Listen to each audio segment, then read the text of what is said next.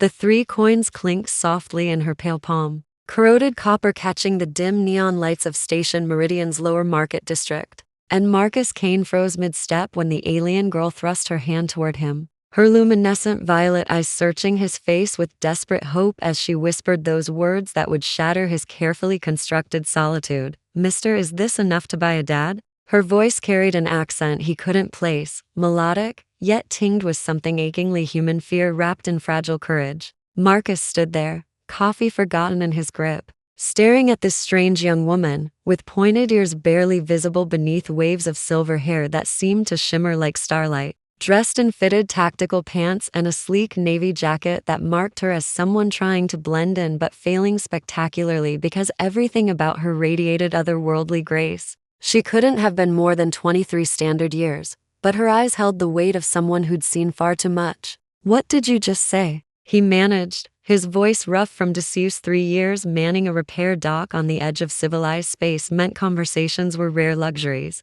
She stepped closer, and he noticed how her fingers trembled around those worthless coins, how she held them like they were made of pure platinum instead of oxidized junk probably pulled from a recycling chute. "I asked if this is enough," she repeated, slower now, as if he might not understand. "The human children at the port said you could buy anything with money, so I found money. And I want to buy a father." The absurdity should have made him laugh. Should have made him turn away and continue his lonely walk to Dock 7, where the shipment manifests waited. But something in her expression stopped him cold. She was absolutely serious. "Kid, you can't buy people," Marcus said, gentler than he intended, and he watched her face fall, watched hope crumble into something that looked like the end of the world. "Oh," she breathed, and the single syllable carried such profound devastation that Marcus felt it in his chest like a physical blow. She closed her fingers around the coins, lowering her hand slowly. "I apologize for disturbing you,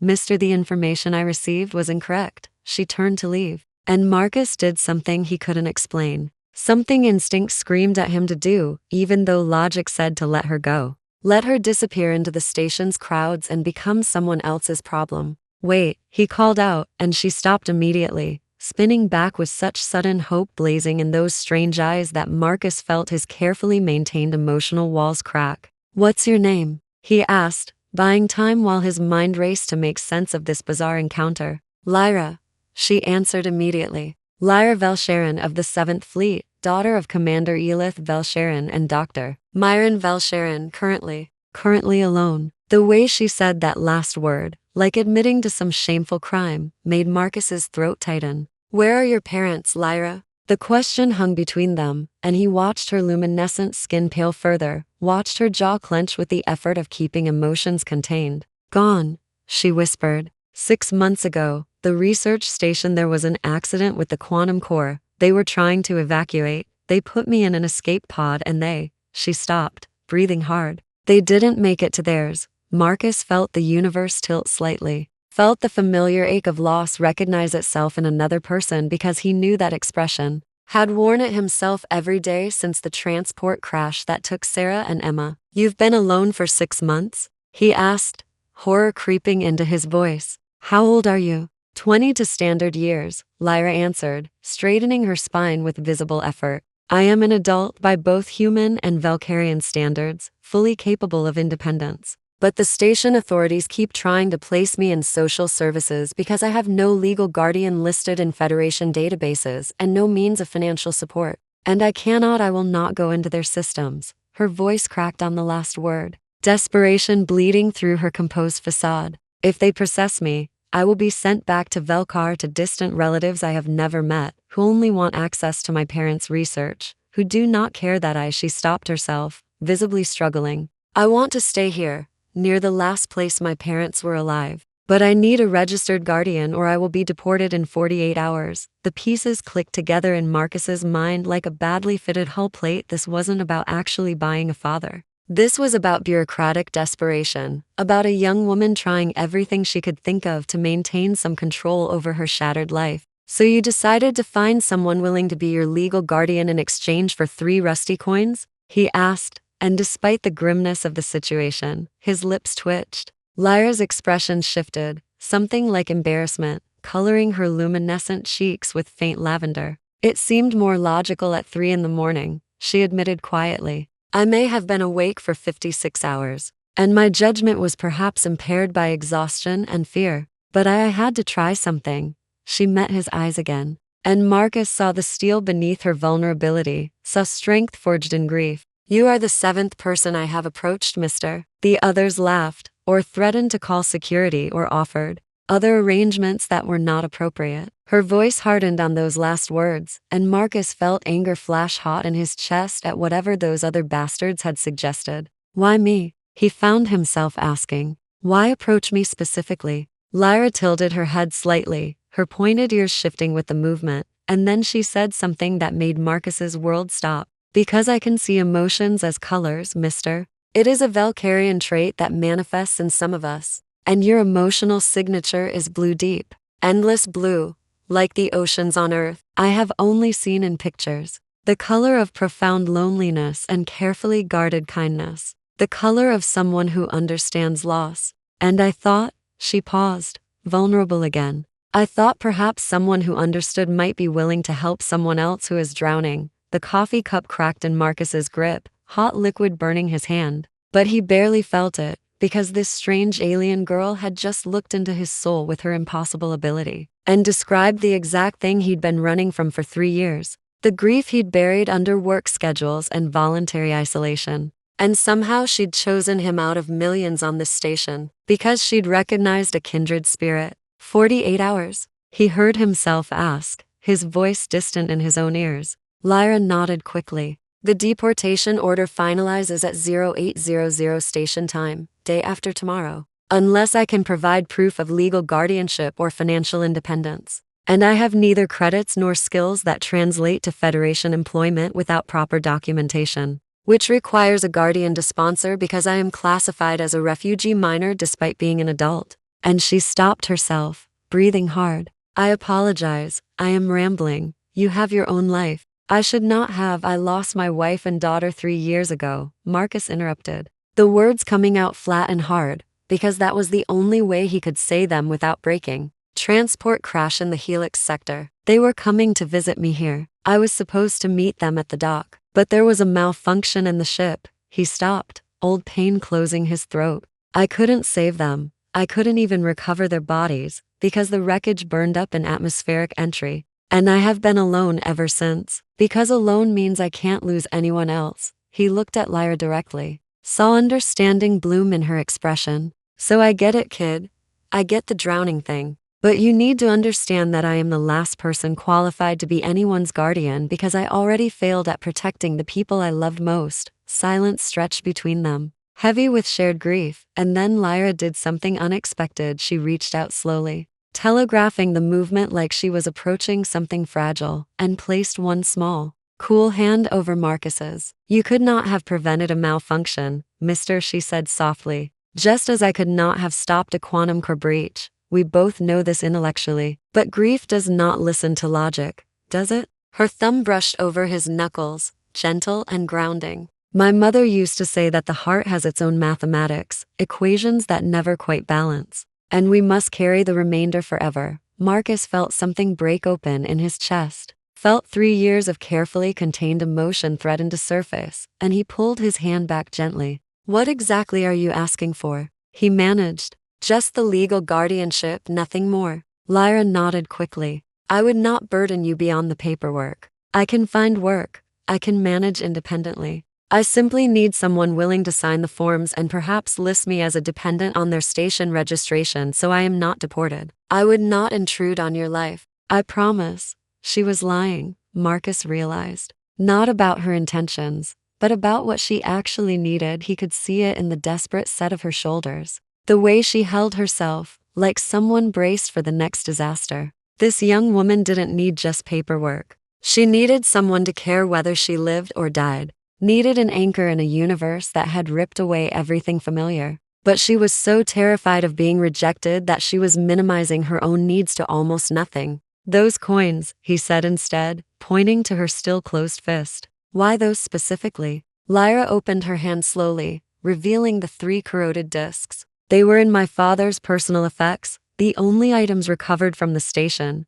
I do not even know what they are, but they were his, and therefore precious. And I thought if I offered the most valuable things I owned, it would show I was serious. Her voice dropped to barely a whisper. I have nothing else to give. Marcus looked at those worthless pieces of oxidized metal that represented everything this girl had left of her family, offered up to a stranger because she was that desperate. And he felt something shift fundamentally inside him. Felt the careful numbness he'd cultivated crack wide open. Keep your coins, he heard himself say, and watched her face fall again before he continued. If I'm going to do this, I'm not doing it as a transaction. I'm doing it because, he stopped, searching for words. Because maybe we both need to stop drowning alone. The hope that blazed in Lyra's expression was almost painful to witness. You will help me? She breathed, like she couldn't quite believe it. I'll sign the papers, Marcus confirmed, already mentally running through the legal requirements, the forms he'd need to access, the questions that would be asked.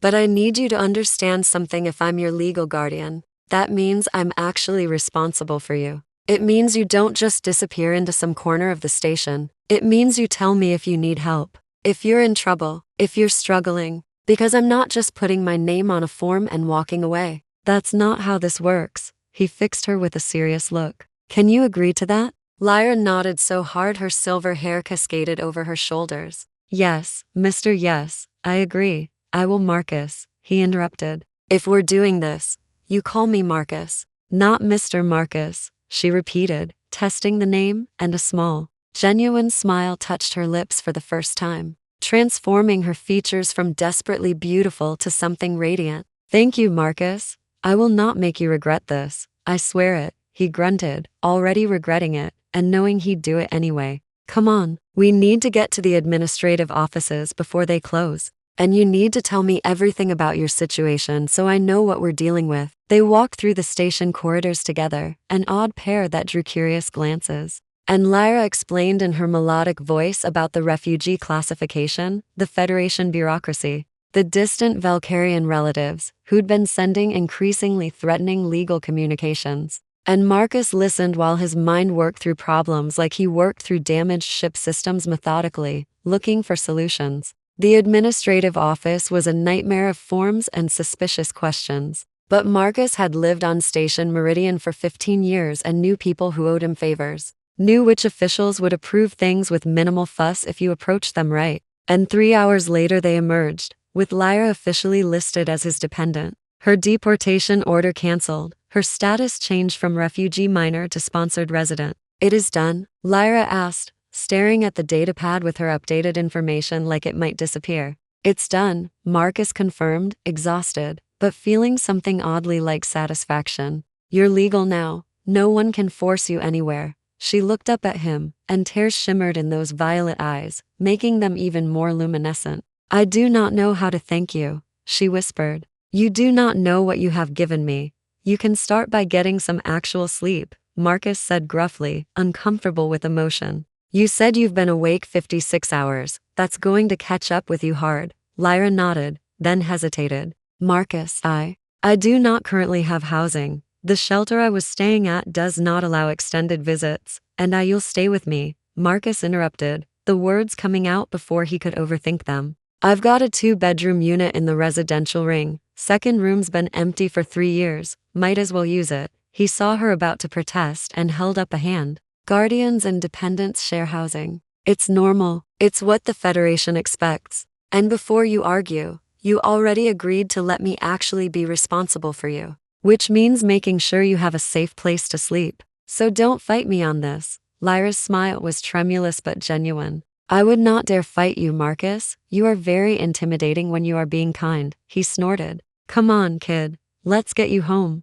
The word home felt strange in his mouth. Felt like something he hadn't had in 3 years. But as they walked through the station, with this strange alien girl matching his stride, her silver hair catching the light, and her presence somehow filling the silence, he'd wrapped around himself like armor. Marcus thought maybe, just maybe, drowning alone was finally over for both of them. The days that followed fell into unexpected rhythm. Lyra proved to be brilliant with engineering systems, her Vel'karian education far exceeding human standards. And Marcus got her certified and hired at his own repair dock, watching with quiet pride as she solved problems in hours that would have taken him days. She moved through his life like starlight through darkness, cooking meals he actually remembered to eat, asking questions about his work with genuine interest, sitting in comfortable silence when words were too much. And slowly, carefully, they built something neither had expected: family. Not purchased with coins or forms, but forged in shared loneliness and the brave choice to trust again. One evening, 2 months after that first meeting, Marcus found Lyra on the observation deck, staring at the stars, with tears tracking down her luminescent cheeks. And he sat beside her without speaking, just present, just there, until she leaned her head against his shoulder and whispered, "I miss them so much. But I am so grateful I found you." Marcus felt his own eyes burn and managed, "Yeah, kid, me too." She pulled back slightly, searching his face. "Do you think your wife and daughter would approve of me?" The question startled him, but Marcus considered it seriously, thought about Sarah's endless compassion and Emma's quick friendship with everyone, and he nodded slowly. "They would have loved you," he said honestly. "Sarah always said I needed more people in my life, and Emma," his voice cracked. "Emma always wanted a big sister." Lyra's smile was beautiful and heartbroken all at once. "Then I will try to be someone they would be proud of, someone worthy of the father you are choosing to be." "You already are," Marcus said roughly, and meant it with every fiber of his being. 3 rusty coins had bought nothing, but choosing connection over isolation, choosing to reach out despite fear, choosing to answer that reach despite grief, that had bought everything that mattered, had bought 2 drowning people a chance to breathe again together. And as they sat watching stars while slowly past the viewport, Marcus thought maybe the heart's mathematics did eventually balance, not by forgetting the loss, but by making space for new love alongside the old, infinite and necessary as the universe itself.